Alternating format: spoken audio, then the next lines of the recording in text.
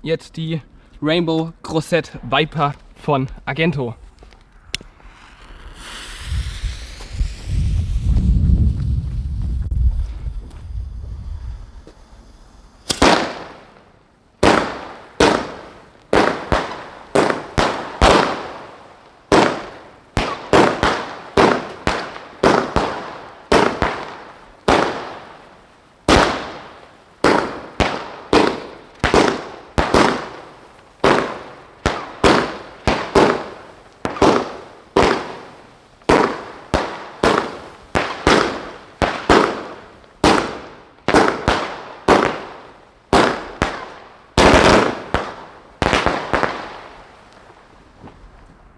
Geiles Teil auf jeden Fall. Gefällt mir sehr.